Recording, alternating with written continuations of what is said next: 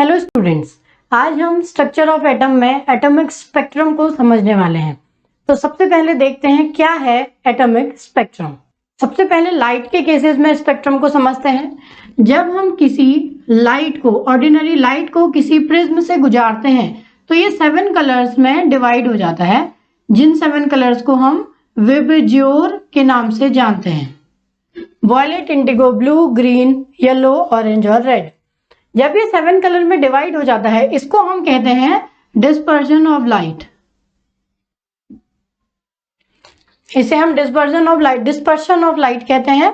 और जब इन सीक्वेंस को, इन कलर के सीक्वेंस को हम इनके बढ़ते हुए वेवलेंथ के सीक्वेंस में लिखते हैं या घटती हुई फ्रीक्वेंसी के सीक्वेंस में लिखते हैं तो उसको हम स्पेक्ट्रा कह देते हैं। स्पेक्ट्रा की बात आज हम इसीलिए कर रहे हैं क्योंकि बोहर मॉडल इसी स्पेक्ट्रम पर आधारित था। उसने हाइड्रोजन स्पेक्ट्रम को लेकर के अपना मॉडल पेश किया था, जो कि काफी हद तक सही था। हालांकि कुछ कमियों के साथ वो भी रह गया था, लेकिन फिर भी अभी जो मॉडल्स चलते हैं उनमें सबसे सक्सेसफुल मॉडलों में से एक बोहर मॉडल को माना जाता है। तो स्पेक्ट्रा कह रहा है the splitting of light into series of colour bands is known as dispersion, हमने बताया, and the series of colour bands is called spectrum. और ये जो सीरीज एक सीक्वेंस में, वेवलेंथ के सीक्वेंस में या फिर फ्रीक्वेंसी के सीक्वेंस में अरेंज कर दी जाए तो इसको हम स्पेक्ट्रा कहते हैं। और इसकी स्टडी हम स्पेक्ट्रोस्कोपी नाम की एक साइंस की एक ब्रांच है उसमें पढ़ते हैं। पहले किसी भी अगर कंपाउंड की खोज हो जाए या किसी भी एलिमेंट की खोज हो जाए तो उस पर स्टडी करने के लिए बहुत टाइम वेस्ट हो जाता था कि इसका स्ट्रक्चर कैसा है या ये क्या क्या प्रॉपर्टीज रखता है। बहुत सारी चीजें जो उस एटम के बारे में या उस एलिमेंट के बारे में या फिर उस कंपाउंड के बारे में हमें जाननी होती थी। लेकिन जैसे ही स्पेक्ट्रोस्कोपी का डेवलपमेंट हुआ तो ये चीजें बड़ी ही इजी हो गई। तो समझते हैं कि स्पेक्ट्रम के कितने टाइप हैं। स्पेक्ट्रम हम 2 टाइप में बांट देते हैं, एक होता है एमिशन स्पेक्ट्रम, एक होता है एब्जॉर्प्शन स्पेक्ट्रम। जो एमिशन स्पेक्ट्रम होता है वो 2 टाइप का होता है, एक कंटिन्यूअस स्पेक्ट्रम और एक लाइन और एटॉमिक स्पेक्ट्रम। कंटिन्यूअस स्पेक्ट्रम वो होगा जब हम एक इस स्पेक्ट्रम को गेन कर रहे होंगे तो इसमें वेरियस कलर बैंड्स बन जाएंगे और उन कलर बैंड्स के बीच में कोई भी लाइन या गैप नहीं होगा। दूसरा है लाइन और एटॉमिक स्पेक्ट्रम। हाइड्रोजन के केस में इसी स्पेक्ट्रम पर बेस्ड है सारा बोहर मॉडल या हाइड्रोजन का स्पेक्ट्रम मॉडल।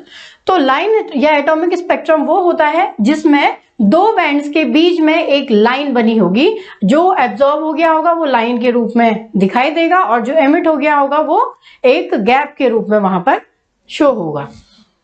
नेक्स्ट है एब्जॉर्प्शन स्पेक्ट्रा। एब्जॉर्प्शन स्पेक्ट्रा बिल्कुल हमारी फोटोग्राफिक नेगेटिव की तरह होता है। पुराने समय में जब फोटोग्राफ्स खींची जाती थी, अब तो डिजिटली कोई भी चीज की जाती है, लेकिन पहले फोटोग्राफ्स खींची जाती थी तो उसमें एक नेगेटिव भी हमें मिलती थी और उस नेगेटिव में ब्लैक कलर की पूरी फोटोग्राफ दिखाई देती थी। और उसका काम ये था कि जो कलर्ड विजन होगा वो ब्लैक कलर का उसमें दिखाई देगा और जो कलरलेस चीजें या फिर जो फोटोग्राफ में जिस पर फोकस नहीं होगा वो व्हाइट कलर का या फिर ट्रांसपेरेंट दिखाई देगा। और उसकी हेल्प से हम फिर एक पेज पर उस फोटोग्राफ को उतारते थे। तो ये वाला जो स्पेक्ट्रा है ये इस फोटोग्राफिक नेगेटिव की तरह ही काम करता है।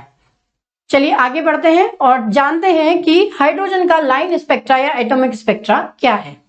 आइए समझते हैं क्या होता है हाइड्रोजन का लाइन स्पेक्ट्रा।